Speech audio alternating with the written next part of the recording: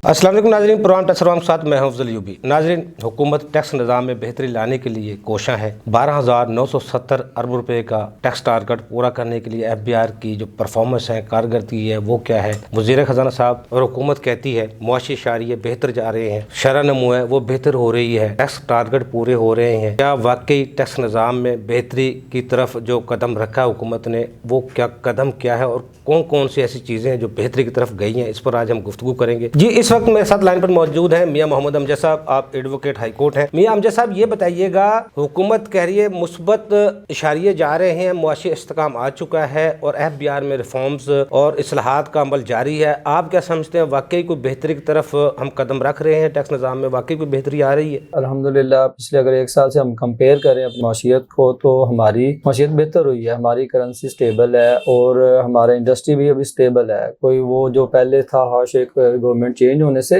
वो अभी थोड़ी बेहतरी तो आ गई है, लेकिन इसके अंदर जो चीज़ है ज़रूरी के अगर सैलरी सेक्टर्स को आप देखें तो हमारे मुल्क में पॉपुलेशन काफ़ी ज़्यादा है। जिस कंट्रीज़ की पॉपुलेशन ज़्यादा हो तो वहाँ पे अगर आप सैलरीज पर्सन को थोड़ा सा एजुकेट करके उनको सैलरीज पर्सन को कंपनसेट करेंगे तो वहाँ पे ये होता है कि वो मुल्क स्टेबल हो जाता है। सैलरी पर्सन जो होता है वही तो मेन इंडस्ट्री में जॉब करने, वेजेस है, वो अपना इंडस्ट्री में जॉब करके वही तो इंडस्ट्री को ऊपर लेके आने वाला तबका होता है। तो अगर आप सैलरी पर्सन के ऊपर बोझ डालेंगे तो डेफिनेटली इंडस्ट्रियलिस्ट के ऊपर भी बोझ डलेगा, इंडस्ट्रियलिस्ट के ऊपर बोझ डलेगा, उसके लिए फिर हमारे प्रोडक्ट के ऊपर भी बोझ पड़ेगा। तो ये चीज होती है कि जब आप एम्प्लॉयमेंट में जितने एम्प्लॉइज हैं उनको थोड़ा सा कंपनसेट करेंगे तो ये बेहतर है कि टैक्स कलेक्शन में तो फर्क आएगा। आपने लास्ट टाइम जो स्लैब दिया था वो 6 लाख से ऊपर जाके 5% दे दिया था, जबकि वो काफी एक एम्प्लॉय के लिए एक मुश्किल था। वो टैक्स भी पे कर रहा है और अपने घर के अखराजात भी मैनेज कर रहा है। तो सैलरी पर्सन जो है उसका अदर सोर्स नहीं है। बिजनेसमैन है, वो बिजनेस को मैनेज करके चल रहा होता है, अपने एक्सपेंसेस को, हर चीज को मैनेज कर रहा होता है। सैलरी पर्सन की एक सर्टेन अमाउंट डिसाइडेड होती है जो मंथली उसे पे होती है और उसी को वो मंथली लेके चल रहा होता है। तो जब एम्प्लॉय अपनी सैलरी को मैनेज कर रहा होता है तो जब टैक्स का बोझ उसके ऊपर डाल दिया जाएगा तो वो उसका बजट आउट हो जाता है। अगर जहाँ पे पॉपुलेशन ज्यादा हो और आपकी एम्प्लॉयमेंट में एम्प्लॉइज ज्यादा हो तो वहाँ पे आपको बोझ थोड़ा कम डालना चाहिए ताकि लोग जो है ना अपनी इनकम के अकॉर्डिंगली अपने एक्सपेंसेस को मैनेज कर सकें। और इसमें स्लैब में आप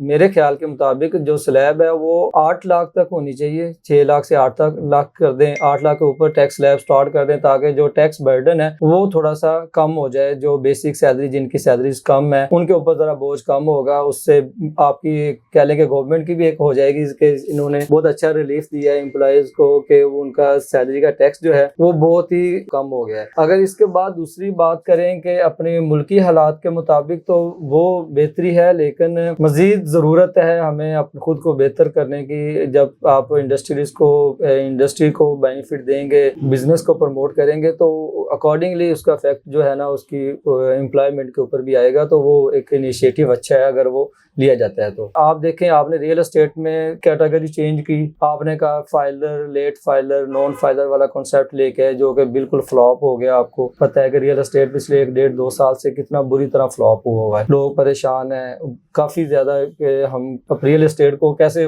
वापस लेके आ जा सकते। इसमें 2 चीजों को सबसे पहले बेस बनानी चाहिए। नंबर 1 कि जो टैक्स रेट है फाइलर के लिए वो रिड्यूस होना चाहिए, क्योंकि देखें एक बंदा जब फाइलर हो जाता है वो अपने ऑल एसेट डिक्लेयर कर देता है FBR में। जो इनकम से वो प्रॉपर्टी परचेज कर रहा है वो इनकम ऑलरेडी टैक्स्ड हो चुकी हुई है। गवर्नमेंट को इस चीज के ऊपर फोकस करना चाहिए कि एक बंदा अगर फाइलर है ऑलरेडी और वो प्रॉपर्टी परचेज कर रहा है, उसके पास जो वैलिड सोर्स अपनी वेल्थ में पड़े हुए हैं वो तो ऑलरेडी टैक्स्ड है, जबकि वही प्रॉपर्टी परचेज करने के लिए इन्वेस्ट कर रहा है तो उसके ऊपर फिर वो टैक्स दे रहा है। उसको रेट रिड्यूस करें ताकि वो जो अपनी इन्वेस्टमेंट को सर्कल में लेके आए जिसमें गवर्नमेंट को भी फायदा हो और बंदे की इन्वेस्टमेंट भी री इन्वेस्ट हो और इससे मुल्क को फायदा होगा। और इसमें जो सेकंड चीज है कि रियल एस्टेट को प्रमोट करने के लिए आप देख रहे हैं कि मार्केट में नई नई सोसाइटीज अनाउंस हो रही हैं, ठीक है, नए नए बिजनेस आ रहे हैं कि हम इतनी सोसाइटीज की अनाउंसमेंट कर रहे हैं। इसमें एक मॉनिटरिंग सिस्टम ऐसा होना चाहिए जिसमें आप सोसाइटी जितनी भी हो वो अप्रूव्ड हो।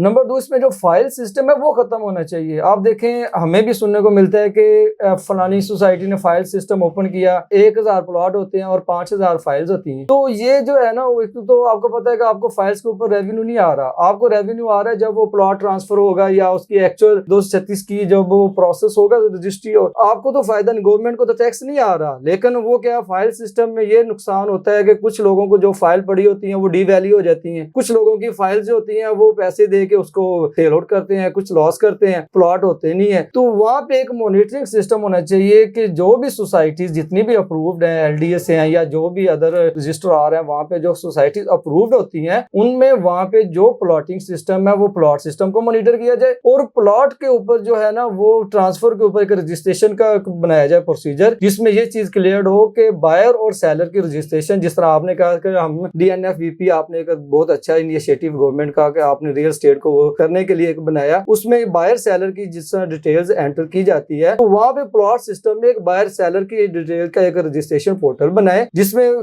बायर सेलर भी सिक्योर्ड हो और उनकी इन्वेस्टमेंट भी सिक्योर्ड हो, और उनका जो है वो एक पता हो उनको कि जिस जगह पे उन्होंने इन्वेस्ट की है सोसाइटी में, प्लॉट में, तो उनके वो इन्वेस्टमेंट सिक्योर्ड भी है, और उसके ऊपर गवर्नमेंट को एक जो भी आपने एक चार्जेस रखने हैं, जो भी टैक्स चार्ज करना है, उसके ऊपर एक सर्टेन टैक्स चार्ज करके एक उसका रजिस्ट्रेशन मॉनिटरिंग सिस्टम भी आ जाएगा, और उसके अकॉर्डिंगली गवर्नमेंट को रेवेन्यू भी आएगा। बहुत शुक्रिया मोहम्मद अमजद साहब, आपने हमें टाइम दिया। जी नाज़रीन, हमारे एक्सपर्ट की आपने गुफ्तगू सुनी। अल्लाह करे FBR में रिफॉर्म्स भी आए और हमारी मौशत भी इस्तेकाम की तरफ गामजन रहे, लेकिन उसके लिए कुछ सख्त इक़दाम करने की ज़रूरत है। FBR में अगर रिफॉर्म्स लानी है तो अपने एक सीट को दुरुस्त करें। जो आपका असेसमेंट ऑफिसर है, बगैर तहकीक के, बगैर पूछे, बगैर रिटर्न को देखे हुए असेसमेंट करके आर्डर पास करता है। सीनियर एडिटर और इंस्पेक्टर मन मर्जी का रेट लगा देता है, करप्शन के दरवाजे वो खोल देता है। कभी चल सफर हो जाता है, करप्शन का दरवाजा वहाँ से खुलता है, अपीलों में जाता है, ट्रिब्यूनल में जाता है, कोर्ट्स में जाता है, उसके बाद सिफर हो जाता है और उस ऑफिसर का कोई मुआसबा नहीं किया जाता। अगर उस ऑफिसर का मुआसबा किया जाए तो टैक्स निज़ाम में बेहतरी की इब्तदा वही होगी। अगले प्रोग्राम तक के लिए अफजल अयूबी को इजाज़त दीजिए। अल्लाह हाफ़िज़। पाकिस्तान जिंदाबाद। देखिए